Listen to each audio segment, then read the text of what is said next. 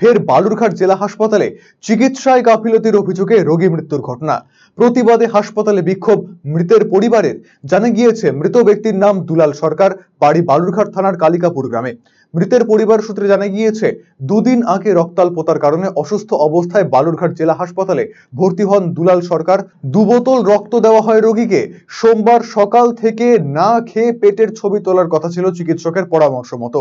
রবিবার রাত 2টা নাগাদ পেট ব্যথা শুরু হয়। এদিকে এক্সরের জন্য না খেয়ে থাকলেও প্রেসক্রিপশনে লেখা না থাকায় ছবি তোলা হয়নি বলে অভিযোগ। এদিন দুপুর 2টো নাগাদ রোগীর মৃত্যু হয়। পরিবারের দাবি সময় মতো চিকিৎসা করা হয়নি রোগীর। ঘটনার প্রতিবাদে হাসপাতালে বিক্ষোভ দেখান মৃতের বাড়ির লোকজন। খবর পেয়ে হাসপাতালে পৌঁছায় বালুরঘাট থানার আইসি শান্তিনাথ পাজা সহ পুলিশ বাহিনী।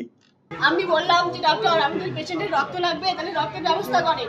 বলছে কি রক্ত তো লেখেনি ডক্টর, তাহলে আমরা কি করে করবো?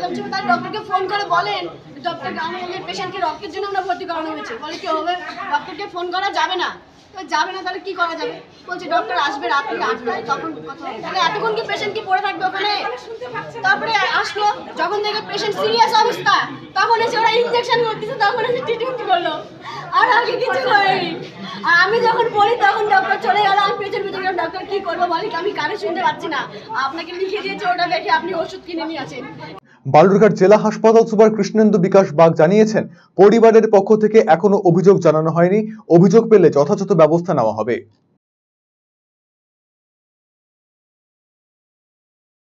বারবার করে অভিযোগ করছে, এখন পর্যন্ত কোনো অভিযোগ পেয়েছেন কিনা? অভিযোগ পেলে কি হবে? এখন পর্যন্ত অভিযোগ পাইনি।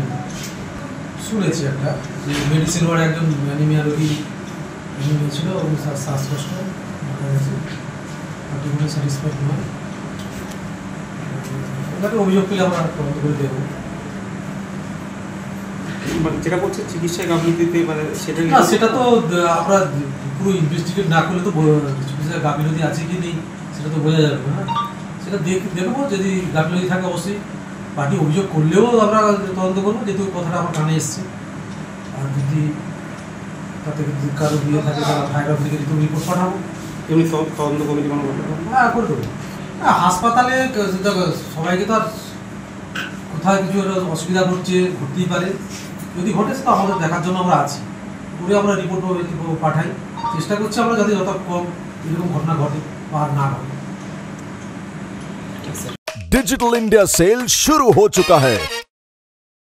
इंस्टेंट डिस्काउंट, सबसे कम दाम, पाएं नो कॉस्ट EMI, बेहतरीन आफ्टर सेल सर्विस और बेमिसाल एक्सचेंज वैल्यू। आज ही रिलायंस डिजिटल आइए।